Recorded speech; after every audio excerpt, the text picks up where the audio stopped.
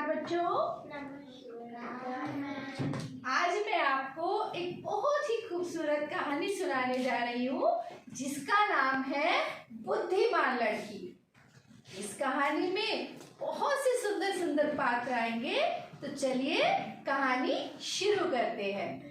एक बहुत प्यारा सा गांव था, हरा भरा, पहाड़ों से घिरा हुआ। उस गांव में बहुत से व्यक्ति रहते थे। उस गांव का एक मुखिया था। वह मुखिया बड़ा ही चालाक, बड़ा ही धूर्त था। वह पैसे कमाने की नई नई तरकीबें ढूंढता रहता था। तभी उस गांव में सूखा पड़ा और जहां मुखिया का घर था वहां पर एक छोटा सा तालाब था और उस तालाब में ना जाने कहां से पहाड़ों के बीच में से एक धारा आकर गिरती थी, तो इसलिए उस तालाब में हमेशा पानी भरा रहता था। फिर क्या हुआ, अगर गांव में सूखा पड़ा तो बच्चों सबको पानी भी तो चाहिए।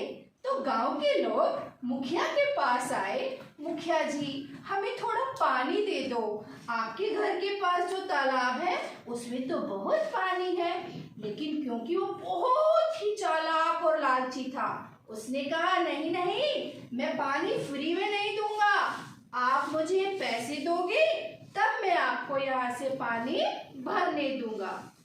उसने सबसे पैसे मांगना शुरू किया। गांव वाले परेशान हो गए, आपस में बातें करने लगे कि अब हम पानी कहाँ से लाएं। ये मुखिया तो बहुत ही लालची है और गांव में पानी की कमी हो गई है। सारे गांव वाले बड़े परेशान थे। तभी मुखिया के अंदर एक और लालच आया। उसने देखा, अरे धारा तो ऊपर पहाड़ से आ रही है, क्यों ना मैं इस धारा का उद्गम स्थल ढूंढ लूं। अगर मैं ऐसा करूं तो क्या पता वहां भी बहुत पानी हो, फिर मैं पानी बेचकर और पैसे कमाऊंगा और अमीर हो जाऊंगा। मैं किसी को पानी फ्री में नहीं दूंगा। उसके बाद वह मुखिया जो है पहाड़ों के ऊपर जाता है, पानी को ढूंढता है। तभी उसे अचानक पानी दिखाई देता है।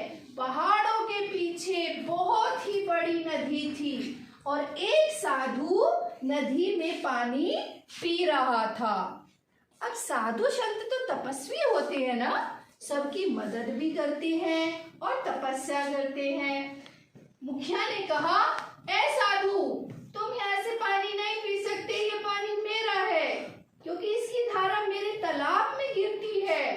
पहले पैसे दो तब आप पानी पी पाओगे। साधु बड़ा क्रोधित हुआ कि ऐसा भी कोई मानव होता है जो पानी पीने के लिए मना करे और पानी के बदले पैसे मांगे। तो साधु ने कहा, ऐसे व्यक्ति को दंड जरूर मिलना चाहिए। मैं तुम्हें श्राप देता हूँ, तुम मानव से राक्षस बन जाओगे क्योंकि तुम राक्षस जैसा कर्म कर रहे हो और तुम्हें इस नदी का पानी कभी नसीब नहीं होगा। तो जैसे ही उन्होंने राक्षस रूपी बनने के लिए मुखिया को श्राप दिया, तभी वह राक्षस के रूप में प्रकट हुआ और भयंकर राक्षस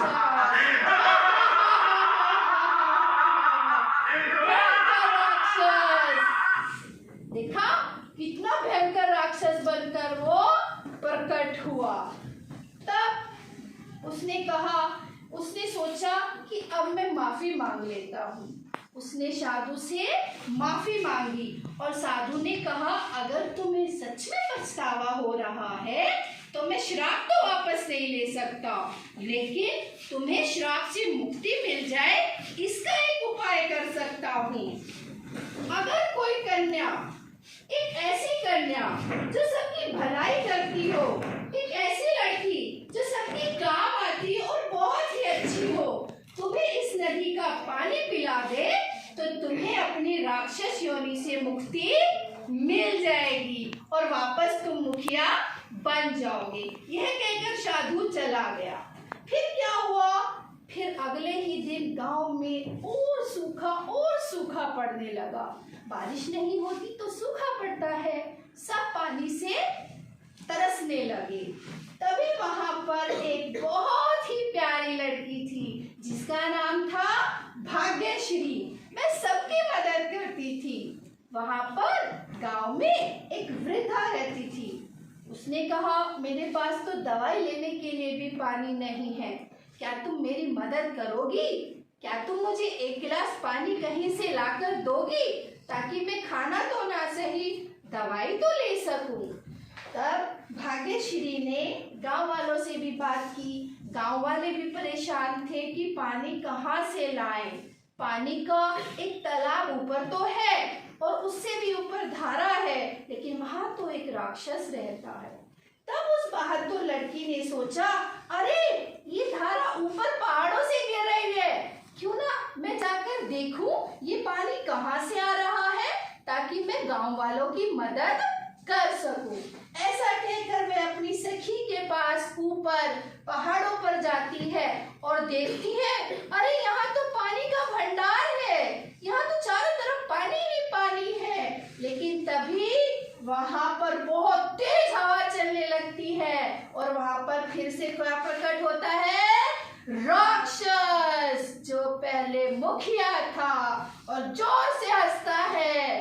हा हा हा हा हा हा, कितना भयंकर राक्षस है ये। ठीक है, तो दोनों डर जाती है। दोनों डर के कारण वापस आ जाती हैं।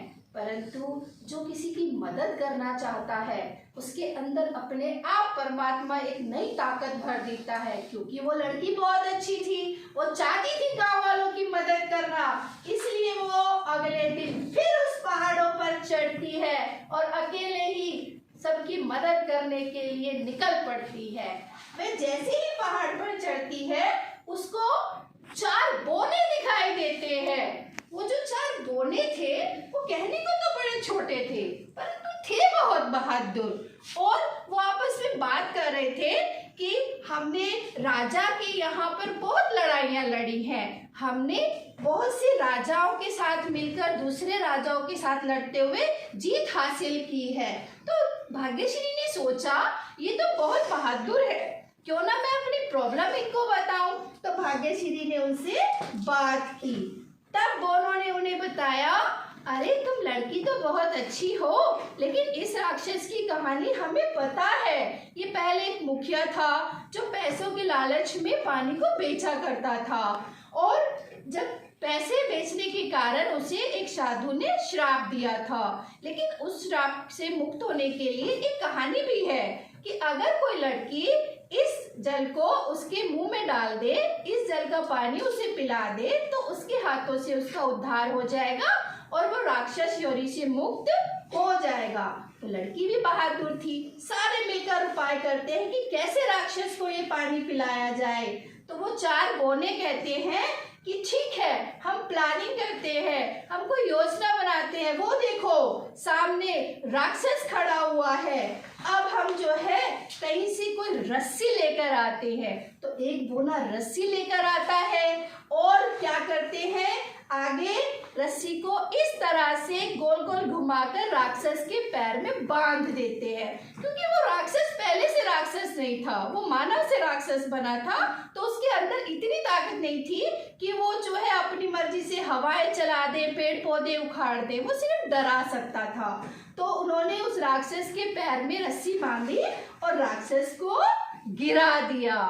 जैसे ही राक्षस नीचे गिरा, तभी एक बोना उनके ऊपर उछला और राक्षस का मुंह खोलने के लिए उसने राक्षस की छाती पर दबाव दिया।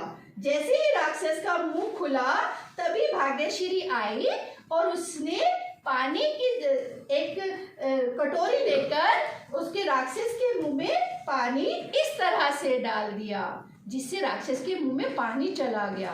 और श्राप क्या था कि जैसे ही कोई कन्या उसको पानी पिला देगी, वह वापस मानव बन जाएगा। तो जैसे ही राक्षस ने पानी पिया, वो फिर से मुखिया बन गया।